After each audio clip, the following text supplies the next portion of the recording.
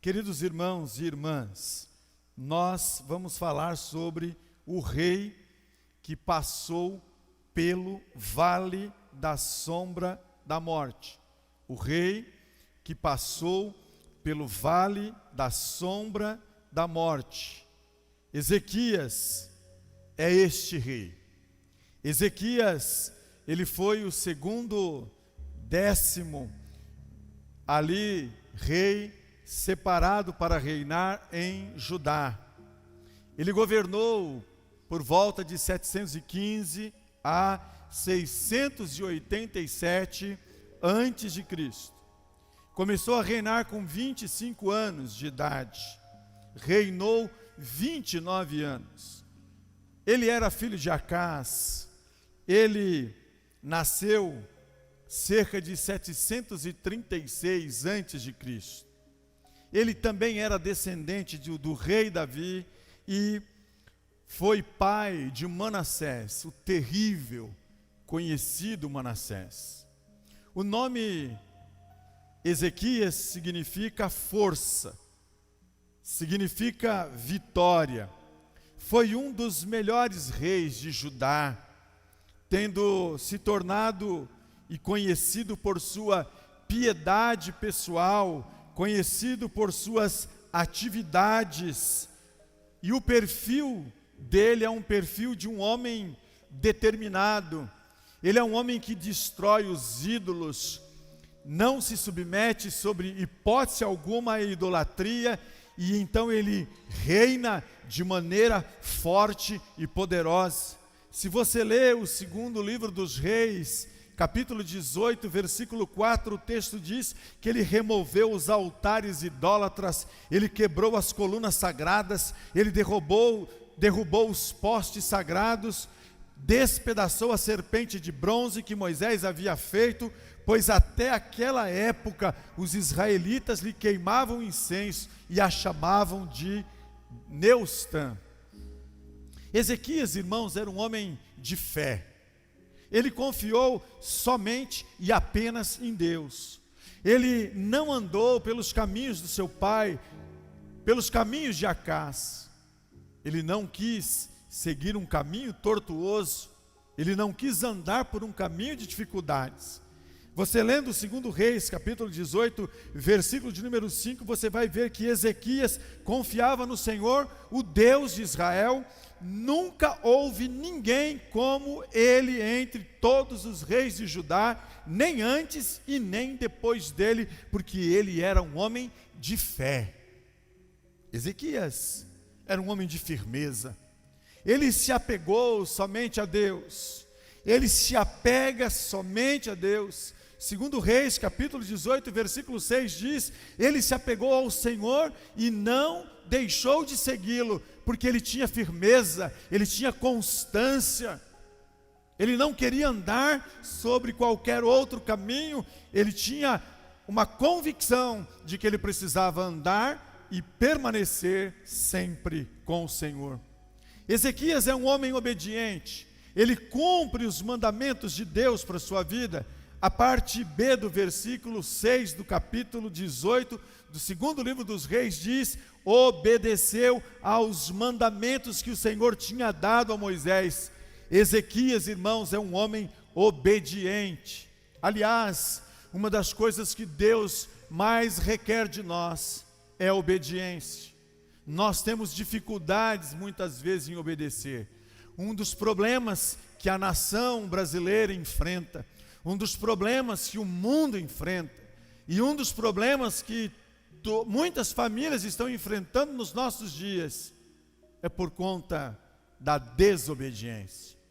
A desobediência que separa, a desobediência que provoca o caos, a desobediência que tem levado muitos ao sepulcro. Mas Ezequias não, Ezequias é um homem obediente, e ele nos ensina isso, a sermos obedientes. Ezequias é um homem de luta. Ele luta vitoriosamente contra os seus inimigos. Segundo Reis, capítulo 18, versículo 7 diz: e o Senhor estava com ele, ele era bem sucedido em tudo o que fazia. Ezequias vai, luta como rei, ele é poderoso nos seus feitos, porque Deus estava com ele. Aí na sua casa, meu irmão, minha irmã, meu amigo, Deus precisa estar com você. Deus precisa estar tomando a frente da sua vida e da sua trajetória. Não importam as circunstâncias, não importam as lutas, Deus está no controle de todas as coisas.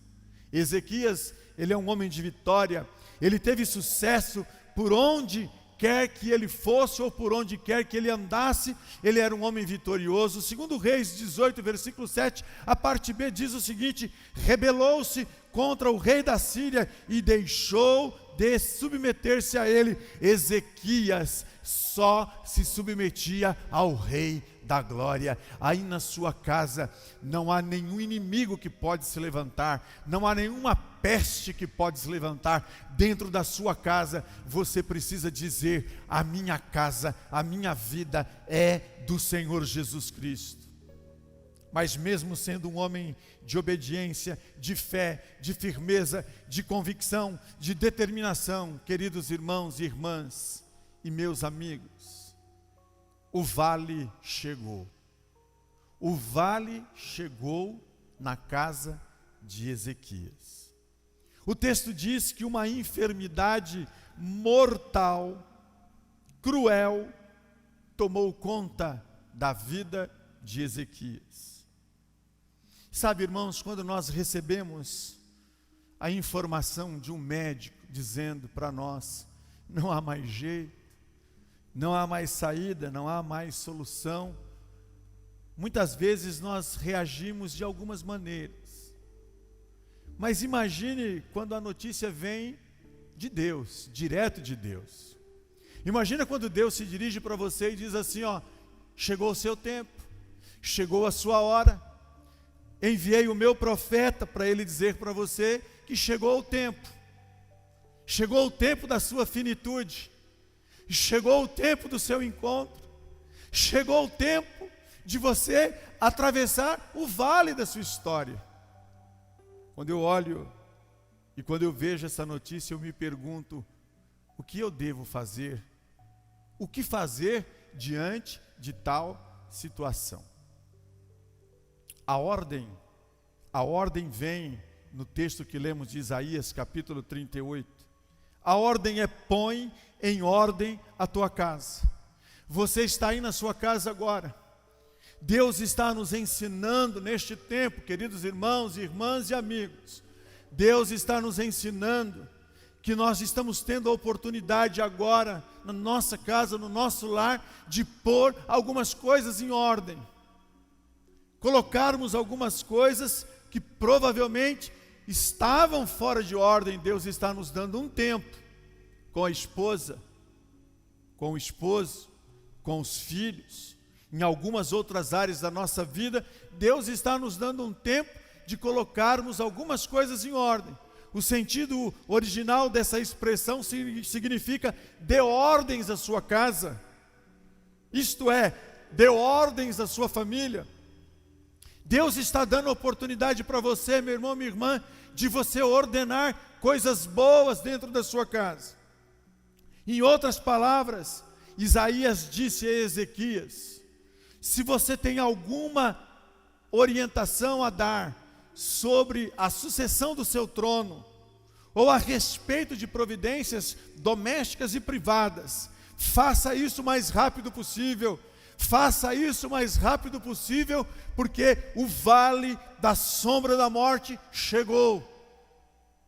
Eu fico me perguntando: que tipo de voz angelical possa estar sendo dita ao meu coração, na minha casa, nessa noite? Ezequias estava no meio da vida. Ele havia subido ao trono, tinha 25 anos de idade, já tinha reinado 14 anos.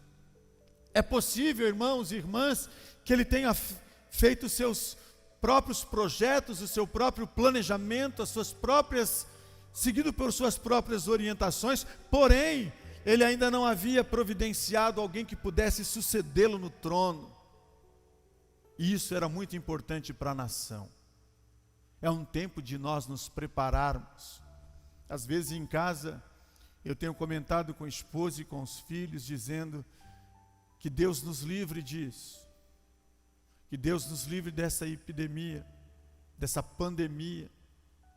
Mas se ela chegar, é como se eu estivesse indo para o vale, com a certeza de que mesmo que eu não volte para os meus, mas eu vou passar pelo vale e estar com o meu Pai na mansão celestial.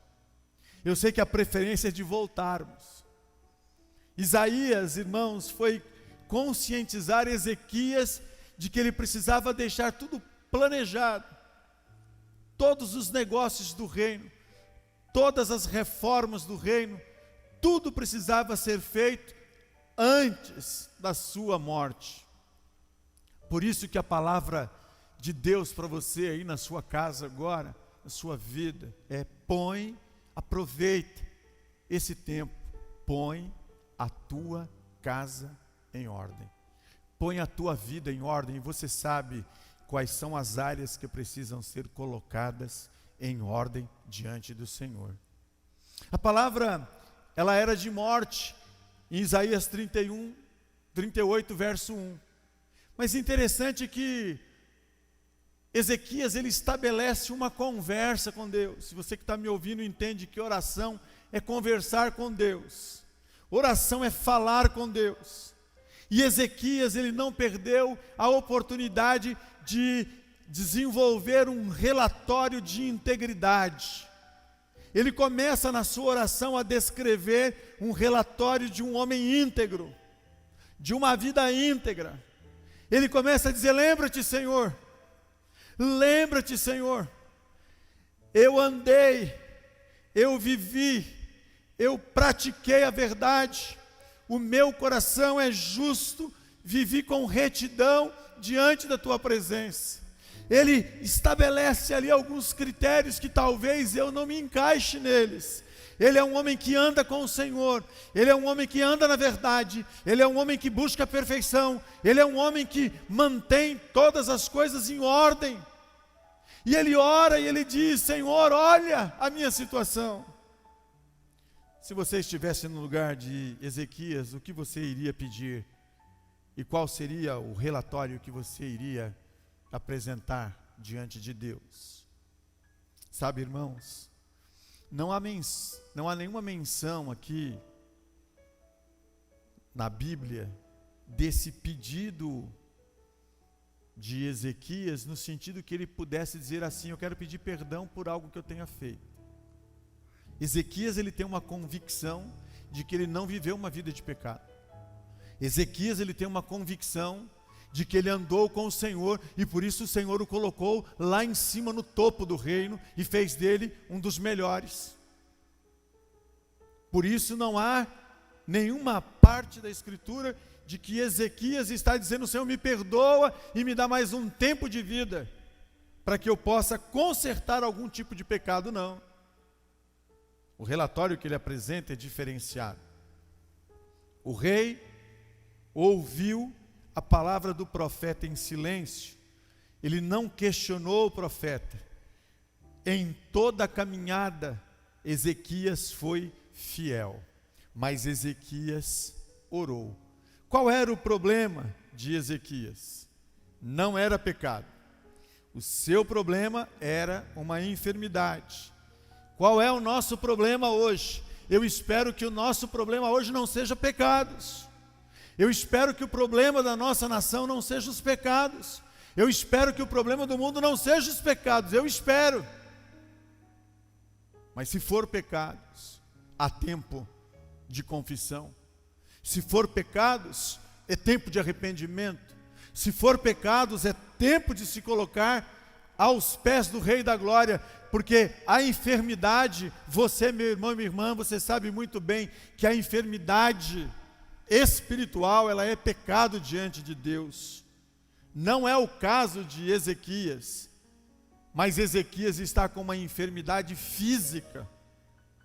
Ele foi acometido de uma doença, mas ele não deseja morrer, ele não quer morrer. Então ele diz que sofreu ameaça do rei Senaqueribe, que era rei da Síria, mas ele ainda queria derrotar, ele ainda queria desbaratar aquele rei da história. O texto diz que o mesmo profeta Isaías que entrou para trazer a notícia do vale da sombra da morte, é o mesmo Isaías que vai retornar, é o mesmo profeta que vai retornar para agora transmitir uma outra mensagem. A nova é diferente, a mensagem é chocante.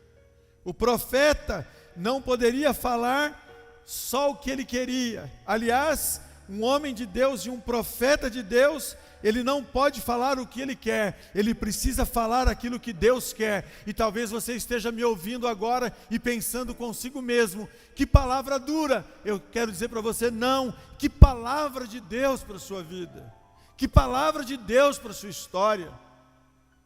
Deus quer renovar, Deus quer mudar, Deus quer alterar algo dentro da sua casa, e Deus quer restaurar, Deus quer mudar o Brasil, Deus quer mudar o mundo. Você pode ver nas tardes, você pode entrar nas redes sociais, você vai ver que o ar está puro, porque o homem se distanciou de Deus, o homem trouxe os males. Deus ama o povo. O que o rei faz? O que o profeta, o que o rei Ezequias faz diante do profeta? O texto diz que ele virou o rosto para a parede. Significa, irmãos, que ele deixou de colocar a sua confiança nos homens, ele deixou de colocar a sua esperança em qualquer outro ser humano.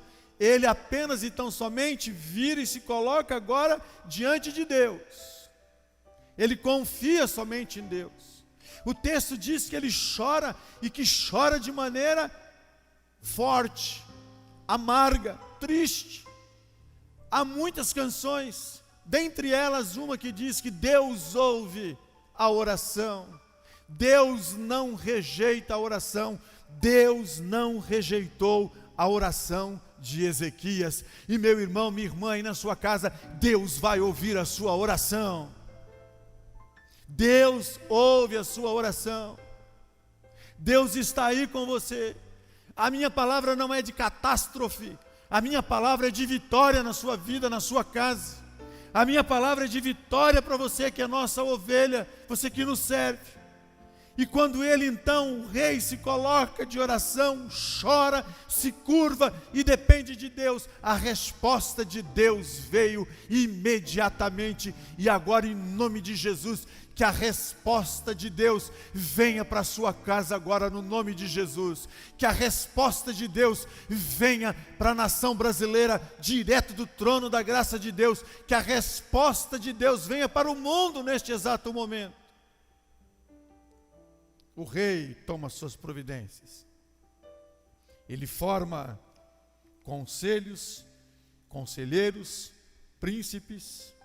Ele tapa as fontes da cidade, ele restaura os muros, as torres, ele levanta muros fortes, ele providencia armas e escudos com abundância, ele abre o coração, ele conversa com a sua liderança, mas a dependência dele sempre está em Deus. A palavra traz ânimo, a palavra, a resposta traz vitória em meio a uma palavra de catástrofe. A mesma palavra que veio e disse: põe a tua vida em ordem, a tua casa em ordem, que você vai morrer. Vem uma palavra de vitória agora, dizendo: eu ouvi a tua oração. Eu ouvi a tua oração. Eu espero que você aí na sua casa receba agora, pelas súplicas que você tem feito, receba a resposta de Deus para a sua vida agora, no nome de Jesus. Uma resposta de vitória para qualquer situação que você possa estar passando nesta noite. Que Deus traga dentro da sua casa uma palavra de vitória. Em nome de Jesus. A providência de Deus veio. Senaqueribe havia zombado de Deus, do Deus de Israel. Talvez nos nossos dias e neste momento as pessoas possam estar perguntando: onde está o Deus da igreja A? Onde está o Deus da igreja B? Possa até ser que existam pessoas zombando da nossa fé. Mas eu quero dizer para você, o Senhor levantou Ezequias, enviou o anjo, e o anjo veio e destruiu Senaqueribe. Eu não sei qual é o Senaqueribe que está se levantando na sua casa. Pode ser o Senaqueribe do desânimo, pode ser o Senaqueribe da falta de fé, pode ser o Senaqueribe da opressão, da depressão. Não importa qual é o Senaqueribe que está se levantando, mas eu creio que se você pegar agora este cidadão e dizer: olha, eu sei quem é o meu Senhor, eu sei quem é o meu pastor, eu sei quem é que cuida da minha vida, eu sei quem é que cuida da minha história, eu tenho uma palavra certeira para você. E essa palavra não é humana, ela não sai do meu coração e da minha boca, ela sai do trono de Deus para a sua casa, para a sua vida nesta noite. Nenhum mal pode destruir aquele que está em Cristo Jesus. Nenhum mal. Concluindo a minha fala para você nessa noite, aprendendo com o Senaqueribe, o rei que passou pelo vale da sombra da morte, mas venceu. O rei que passou pelo vale da sombra da morte, mas superou. O rei que passou pelo vale da sombra da morte, mas Deus ouviu a oração dele e acrescentou 15 anos de vida. E Deus, irmãos, vai passar. Vai passar. O tempo de isolamento social vai passar. A reclusão vai passar. As situações adversas, as circunstâncias, elas vão passar. E em Cristo Jesus eu posso olhar e posso ver lá na frente. Eu posso ver lá na frente com os olhos humanos. E eu posso ver lá na frente com os olhos espirituais. Com ou sem pandemia. A minha casa e a sua casa, ela é do Senhor da glória. E nós vamos passar por este vale. E se não passarmos por este vale humano, vamos passar por este vale, porque aquele que está em Cristo Jesus já venceu a morte. E quando os nossos olhos fecharem, nós estaremos com o Senhor para viver com Ele para sempre e eternamente. Por maior que seja a nossa luta, por maior que seja a nossa batalha, ainda que recebamos uma palavra de morte, mas a humildade em buscar a Deus, os joelhos dobrados, a vida entregue nas mãos do Senhor, fará toda a diferença. Os inimigos podem zombar, os inimigos podem escarnecer, mas eles vão perceber que Deus vai promover uma vitória e uma virada na nossa vida e na nossa trajetória. A igreja brasileira, a igreja mundial vai se ajoelhar e Deus vai ouvir as nossas orações e vai existir uma grande reviravolta no mundo e o mundo vai declarar: eu sou do Senhor Jesus. Toda a nação vai declarar: nós agora pertencemos ao Senhor Jesus, porque passamos pelo vale da sombra da morte, mas temos Deus conosco, temos o nosso pastor conosco. Por isso, busque ao Senhor, ore, chore, se derrame, porque Deus nesta noite já está ouvindo a sua oração. E se você crê nesta palavra de vitória para a sua vida, nesta noite, meu irmão e minha irmã, dê um brado de vitória, levante-se e cante na sua casa: eu creio, Senhor, que o Senhor é a cura na minha casa.